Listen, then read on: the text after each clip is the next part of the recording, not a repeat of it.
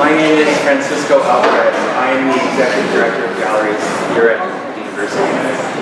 And as we always do with our events, we'd like to start with land acknowledgement.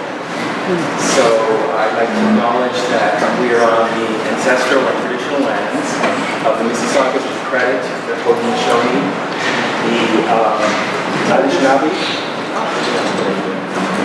I'll start again.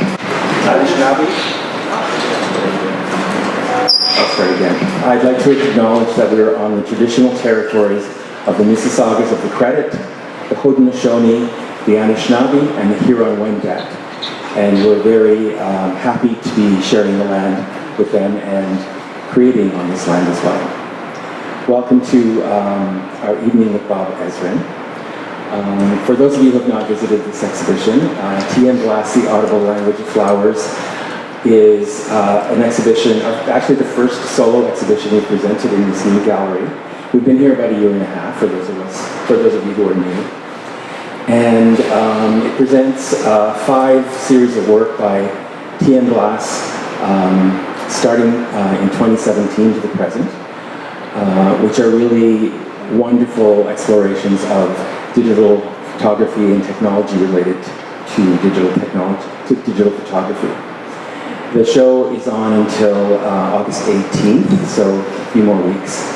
And if you grab one of our brochures, you'll see that we have a couple of more events following this one to close off the public program associated with the exhibition. And so welcome.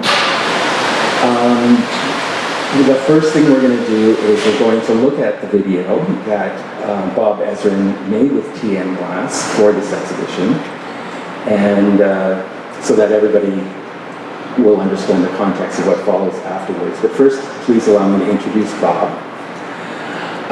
Bob is a very well-known and renowned figure in the Canadian and international music industry, and he's had a career that has spanned nearly 50 years around the world, working on recordings, TV, film, and live event production with a wide variety of well-known artists, including Andrea Bocelli, Pink Floyd, Deep Purple, Alice Cooper, Kiss, Lou Reed, U2, Jay-Z, Aerosmith, the Deftones, Rod Stewart, and 9 Inch Nails, among many others.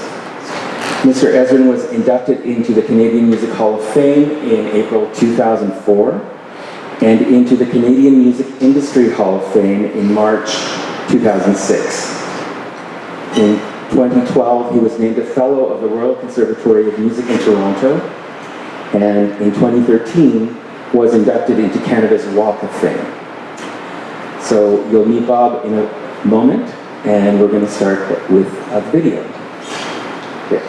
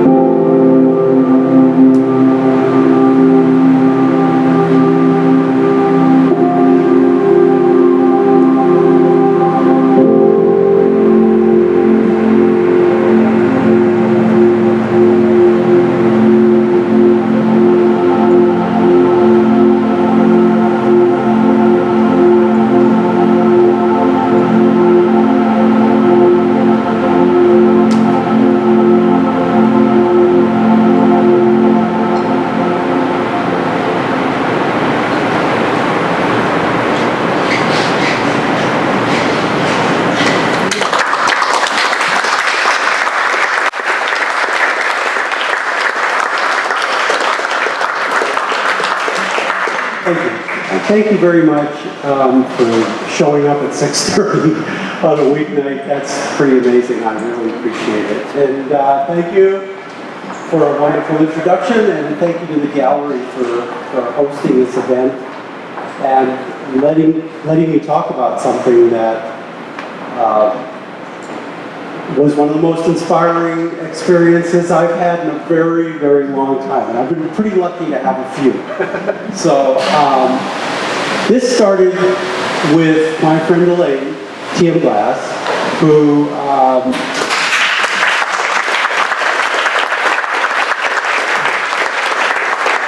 is responsible for the amazing work that's lining the halls here or the walls rather. And it's something that, if you haven't already walked around, as soon as this is over, take the time and look at these things. Because as alive as that was, these still images have, for me, the same kind of kinetic energy. They're just as alive and they touch me in the same way. And actually, what Elaine didn't know is when she was asking me about doing this, you know, I spend a lot of time in the building where her studio is, and I see these things a lot. And when I stand in front and I sort of look at them, I hear music. So I've been hearing music applied to these images for a long time. And then Elaine had this idea. She came across, online I guess, you found it. She came across this device, which is right here. We'll do a little show and tell for you, called the MIDI Sprout. It's a little cardboard box with two wires and a knob. That's it. And she said the people who invented this, they created this thing where you could put sensors on a plant, and the plant would play music. So I thought, I'm replaced. Perfect. So I've heard something about this. So people have been experimenting with this kind of stuff for a long time with living things, whether they were plant, animal, or even sometimes mineral, and finding ways to capture the energy coming from them and to transform it into music. And actually, this transformation of energy to melody, to sound, this transformation from something that's sitting in the ground, minding its own business, to a thing that ends up being married to imagery and plays out of a screen here, that's a miracle. It's a miracle. Speaking into this thing right here that makes me louder in the room, that's a miracle. In fact, we live in an age of miracles and wonders, which is a lyric from a Paul Simon song that I did a cover of with Peter Gabriel a few years back on his Scratch album. But the song talks about some of the benefits and some of the detriments of technical progress and development. From my point of view, there is no detriment to what we create and to what it becomes. There's only what we do with it that determines whether it's going to be for good or for less than good. But the one thing I can tell you is that with just a few exceptions, there are exceptions. Germany during the war was very good at using music for things that weren't so good. But with very few exceptions, there's no such thing as a musical weapon, as far as I know. You can't hurt somebody with a melody. And you can't... My heart's been broken by a melody. Oh no, that's not, is that hurt, or is that's just bringing forward an emotion that's natural to you, is delicious in its own way. Pain and pleasure are are the two poles of an exquisite relationship that we have with the depth of our feeling. And music can get you to both places. Sometimes music can bounce you back and forth so quickly. Noriega. Exactly. So when she said, would this be of interest to you? And I said, yeah, sure. I'd really, really love to play around with this thing and see what that little box could actually do. So the way that it was designed, it's a commercial product. You can buy it for $300 or $400 online, and you can hook it up to your plants, and then it connects through your iPhone to an app that takes the impulses out of the plants and turns it into music. Basically, they homogenize everything. They put it all into one key, and there are no bad notes. It's just kind of, it's like spa music. It turns it into spa music. So you can go through the excitement of wiring up your plants and turning your living room into a massage parlor. But that wasn't what I was looking for here. And I thought, if we could just expand on the relationship from the energy that is generated by this living thing over here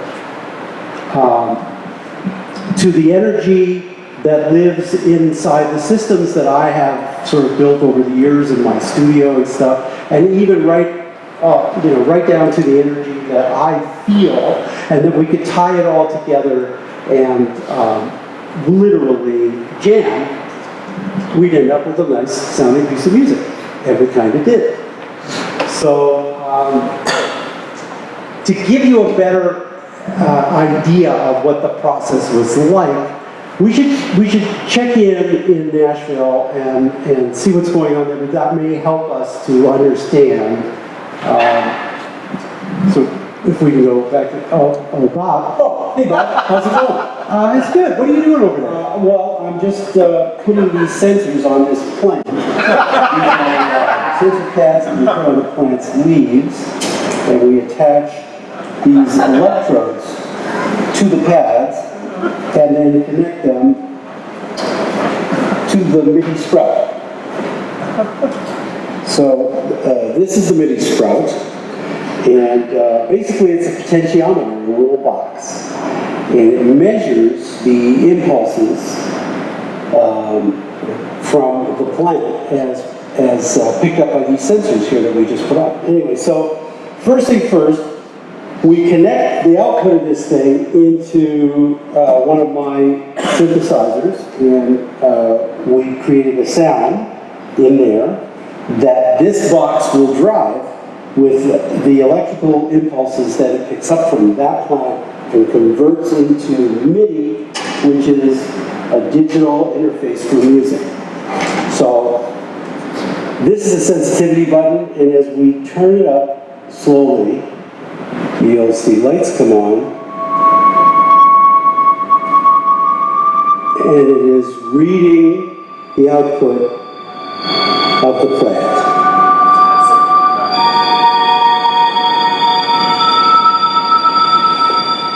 So effectively, we're kind of playing the interface by playing around with the sensitivity. It is really, really delicate. I'm thankful that they put lights on it because it helps me. It helps me determine how much I want to turn it up. So this is very gentle. And if we get more aggressive, it's crazy.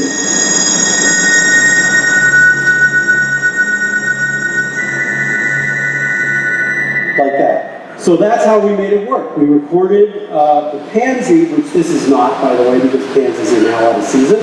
We recorded the output of the Pansy, and it made some really beautiful music, and I jammed along with it on this setup over here. And now, for a little further information on this, let me turn you back to Bob. Thank you, Bob.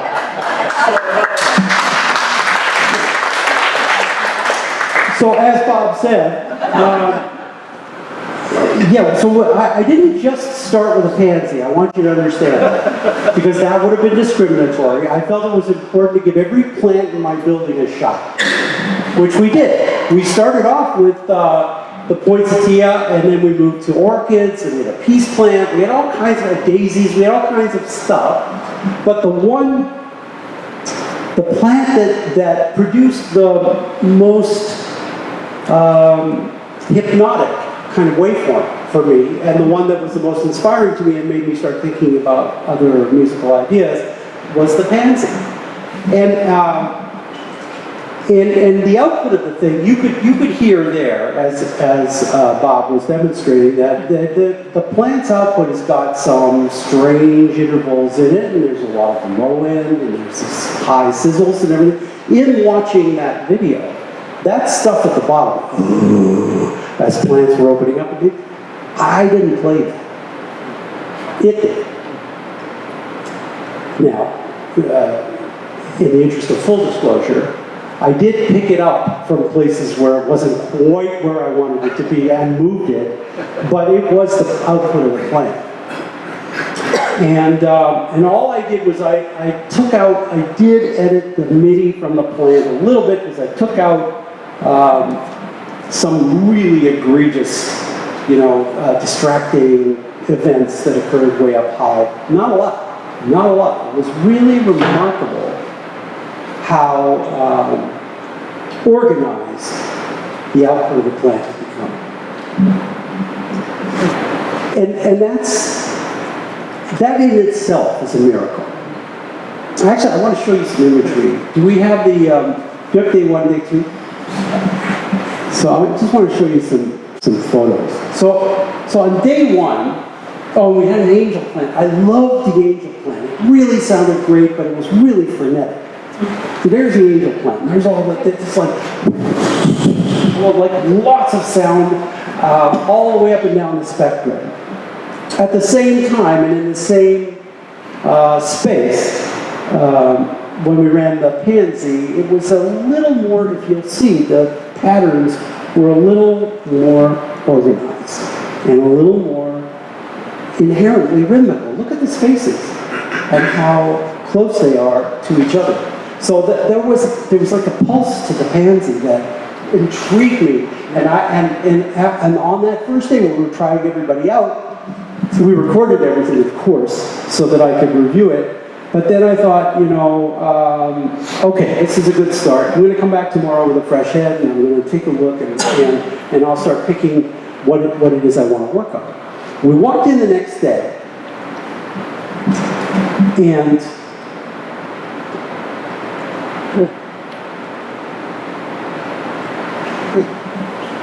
that's what the angel plant and pansy had started to say to each other. In a weird way, this organization here, it could have been environmental. It absolutely could have been. As Tyler says, maybe this box, the magic of the box is that it puts out a waveform and then reads the reaction to it. I don't think so. But I looked at it as a miracle. I looked at it as two living creatures that probably really pissed off somebody who put those things on their leaves and then left. It's like, oh great, they leave these things on, come back, take them off. And we left, and it probably made them a little bit angry. But I think what it did, I think what the overnight experience was, about the dimming of the light. The dimming of the light from outside, because everybody was standing right by a window. I wanted to make sure I had sunlight. I wanted to make sure that they were all properly watered, and that everybody was in a kind of a circle, so that they were all getting the same stuff. I wanted to make sure they were getting the same stuff. And then the light went away, and what I didn't do on day one was I didn't start from sunup. But day one, we started wiring up in the middle of the day. Things were already going berserk. So I wonder if that's what dawn looks like to an angel plant. But what I know is that it sounded amazing because it was up the scale. And unfortunately not very useful for my purpose because really I needed something that was more atmospheric. I needed a bed, pardon the pun, I needed a flower bed on which to lie and from which to extract the ideas that came to me for melody. The melody's really simple. The thing that I played, and it was so simple. Like I already had it as I was listening to the Pansy. I had it in my head. I sat down at the piano and I started to play it out. And I realized, holy shit, if I play it like this video is going to be like 42 seconds long. And the lady had said, I need about 5 minutes. So I thought, oh crap. Okay, well I'm just going to slow it way down. And that, the exercise of taking an impulse, something that you feel inside your heart, taking your inclination and putting a governor on it and saying, you can have it, but you have to have it over a long period of time. Alters completely your relationship with it. So, any of you who are making things, which is magic in and of itself, and we'll talk about that, but any of you who are making things, try this as an experiment. I'm about to write a sentence. And try to write, like Terry, if you're writing poetry, try to write a stanza at that speed. If you're writing music, take your idea, whatever it is, whatever came to you, take your idea and just slow it way down. And watch what happens. Built into every idea we have, and into every word we say, into every note we play, built into all that stuff is the potential for absolutely everything. It's kind of like a drop of water. When they say that if you look into a drop of water, you can see the whole universe. So, in the words you write, there is in every word you create, in every image you make, in every sound you produce, there is the possibility for absolutely everything else. You could go in a billion, you can go in an infinite number of directions.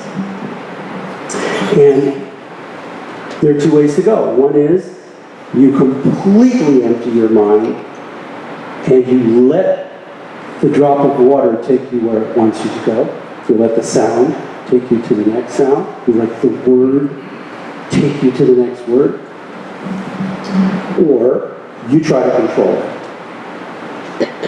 And if you try to control it, then you have to be very careful that what you are imposing on it is making it actually better. It's not destroying it, not robbing it of its essence, right? So when we're making music, like I can talk about music, I can talk about a lot of stuff, but I can really talk about music.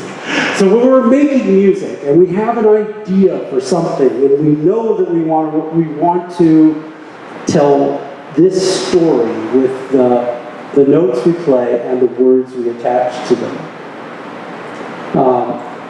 Then the trick is to ensure that every event leads to the next one in the most natural way possible and sets up the next one to be the best it can be, and then on to the next and on to the next and on to the next. And you get this kind of, you get an arc. It's called an emotional arc. People talk about that in theater, they talk about it in movies and stuff. It's an arc. You start here, and you begin with your notion, and you make your first event, and then you can unconsciously ride the arc, which I do an awful lot.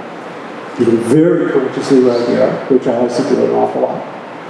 But once you get it, you have to view it, and you have to say, did that event over there lead to making this one even better? and this one will be better, and this one will be better. Are they natural? Going from this event here, from that to that, was that a natural connection? Was that going to be jarring? Was that going to knock people out of the story? Was that going to break up concentration? Is that so?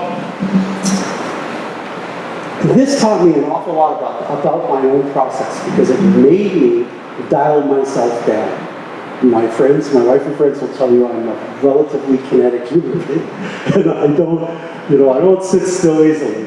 So to be able to just sort of, get down to a place where I was communing with a flower, and as silly as that may sound, and where I had in my head a story I wanted to tell, but I wanted to tell it in a concert with Pansy, then it just forced me to put myself into a kind of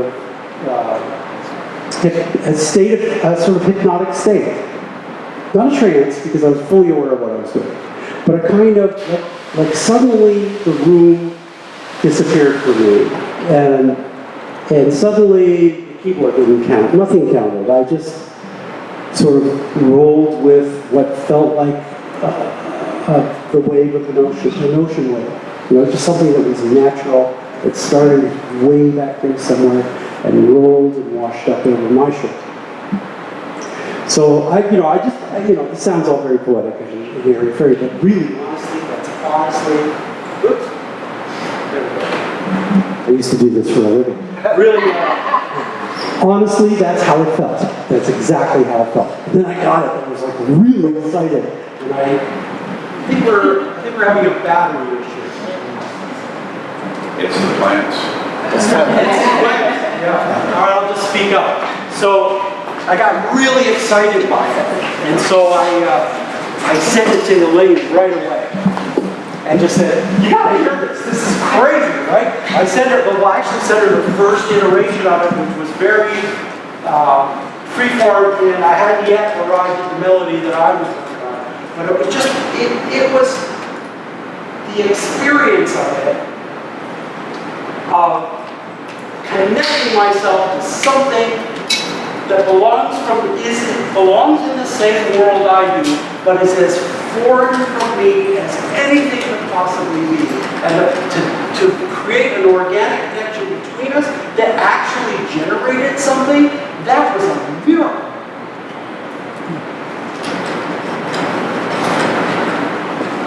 All creation is a miracle. Everything you make. Everything you make that's from an idea, everything you make that's from a reaction to something that's occurred to you, everything that you create that was not there before. And you're creating all day long.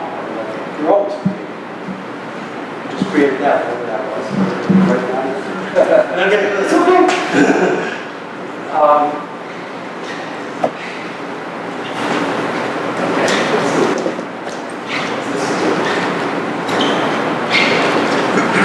I have a no breather. Oh, there we go. Hello? Nope? Nope. Nope. Okay, that's all right. That's why God gave me a voice. Here you go. So, so everything you create, everything you make from nothing, everything that comes out of your head, your heart, everything that comes from your hands, that's a miracle. If you're going really fast and you're doing this without thinking about it, if there isn't something wacky like that, sort of focus your thinking into what the hell is going on, you may miss it. You may miss a lot of it. In fact, we all miss it. We miss it every day. We miss it a million times a day. We miss the wonders and miracles. Let's see. Hello? It's a miracle. Miracle. Okay, so, anyway, I lost my train of thought, but that's easy. I do it all the time. But so what I would say was that these are miracles, and they're miracles to be savored. They're miracles to take your time with. They're miracles to recognize. Just start there. Just start there. Turn the lights on.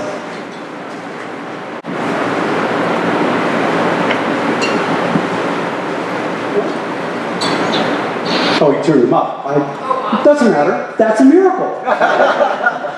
So's that. Turn it back up. She's hitting a little screen over there at the other end of the room, and suddenly we have light. It's like the sun, she's controlling the sun in our world right now. So this is everything we do, everything we make. These are miracles of creation. They're just as beautiful, just as important as any work I've ever done or Elaine's ever done, and in a way, everything that we make is an extension of the original creation miracle, whatever that was. So I was going to tell you a story, man. I lost my place. But anyway, miracles and wonders. We were talking about miracles and wonders. So when we went to do the song, the original record, the Paul Simon record is kind of bouncy. This is the age of miracles and wonders, but it says, "Don't cry, baby, don't cry." And when I heard that, Peter and I were picking material, and I heard that, and I went, "Whoa, whoa, whoa, that's a lullaby. Let's take that way down." So we slowed it way down, and Peter's saying it's actually really spooky because he's saying it so slowly, and it was such a kind of mournful sound. We used a bass clarinet in a small string section. It was a very interesting kind of texture to create the feeling of being in another place and another time. And that transformation from something that was intended to be to something that was like, whoa, and very thought-provoking, very hypnotic, very thought-provoking. That too is a miracle. That you could take something from there and you can turn it into this thing over here, and they're both amazing. They're both really beautiful. Anyway, so we have one here, and after we're finished all talking together, I encourage you to just come up and twist the dial and see what that little box does.